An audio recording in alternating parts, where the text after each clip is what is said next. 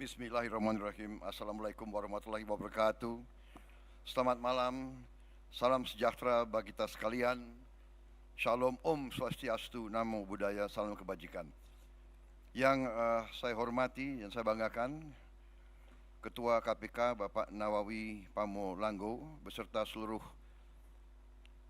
Dewan Pengawas dan pimpinan KPK, Ketua KPU Bapak Hashim Asyari atau yang mewakilinya, Ketua Bawaslu Bapak Rahmat Bagja, Ketua DKPP Bapak Hedi Lugito,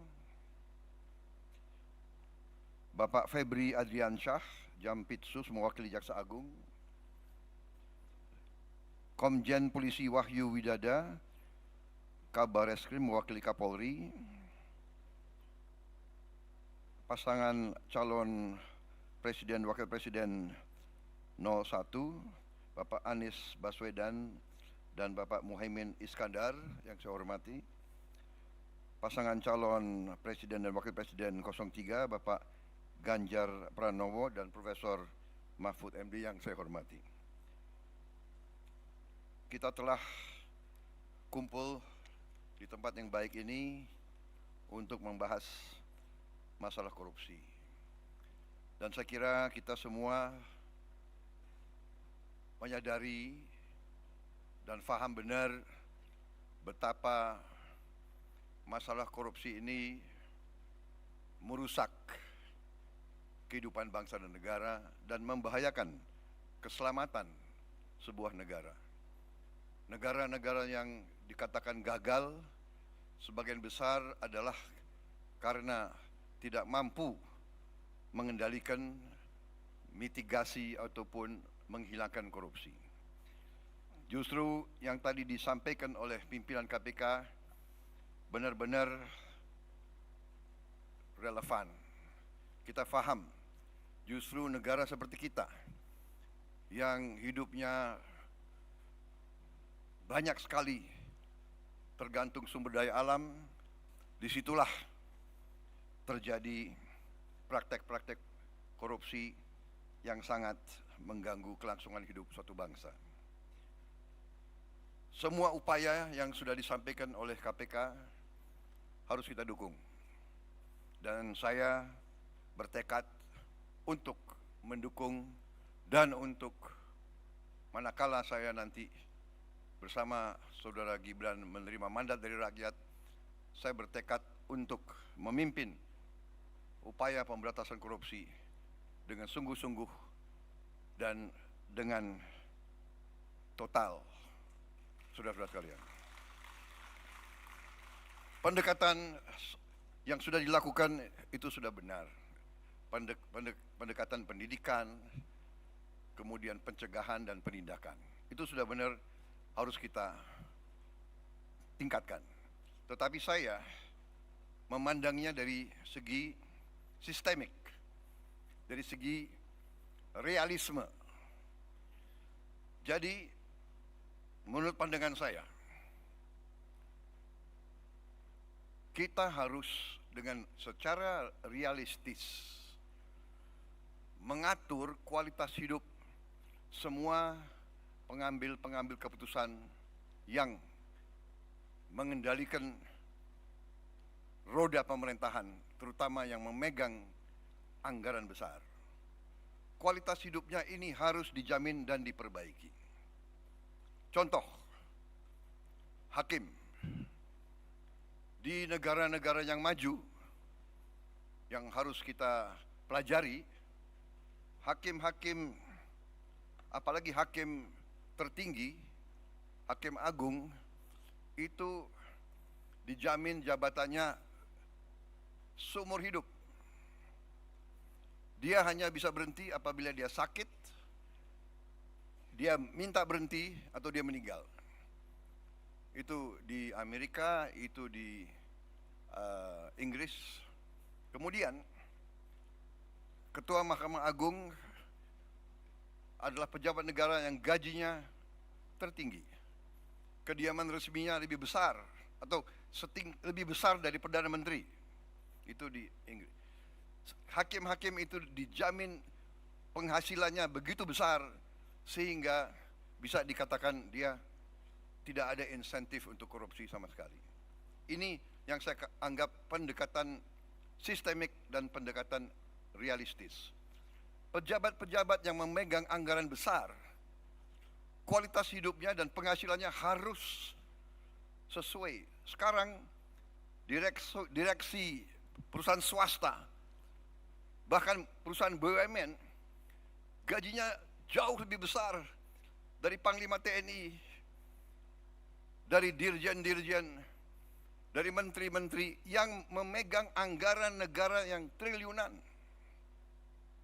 Ini saya kira harus kita mendekatinya secara realistis. Ini keyakinan saya. Jadi kita perbaiki kualitas hidup, kita tingkatkan gaji-gaji semua pejabat, semua penyelenggara negara. Kita mampu, saya sudah hitung dengan tim pakar saya, Indonesia negara kaya bukan negara miskin. Kita mampu, kita tingkatkan kualitas hidupnya, kita jamin kualitas hidupnya dengan berbagai sistem. Dengan demikian kita tegakkan semua undang-undang yang perlu ditegakkan. Bila perlu pembuktian terbalik,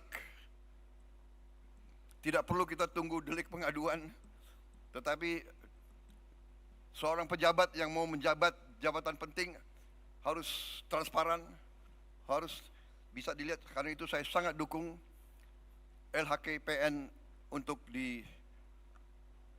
ditegakkan dan diberi sanksi manakala LHKPN itu tidak jujur. Semua kekayaan harus dilaporkan. Jadi intinya demikian, pendekatan secara realistis, sistemik.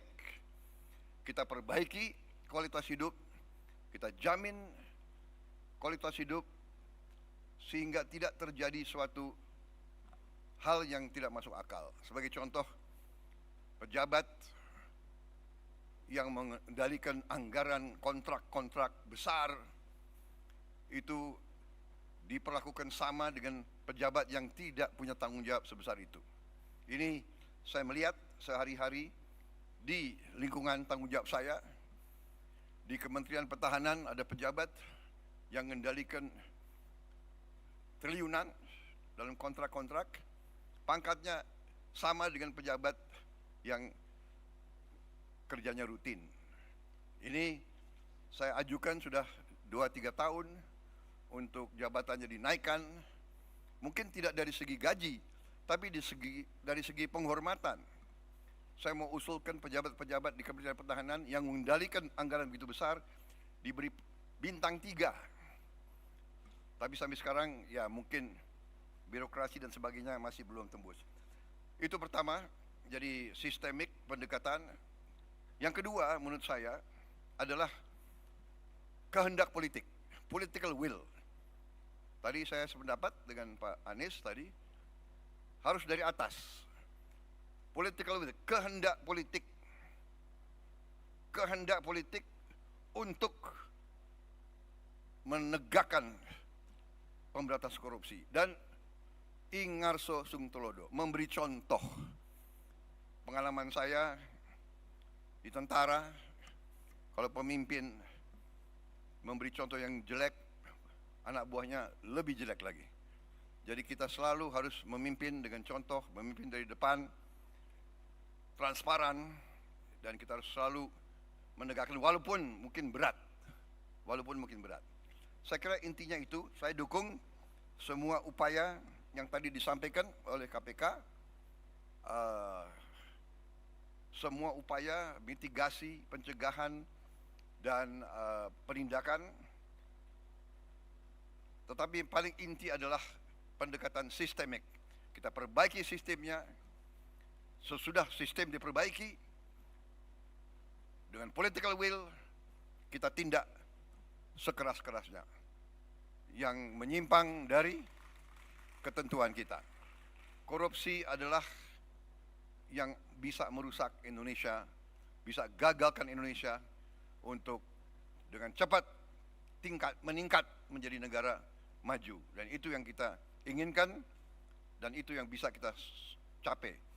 Negara kita sangat kaya, negara kita sangat potensial, dan negara kita sangat-sangat mungkin melompat menjadi negara yang hebat.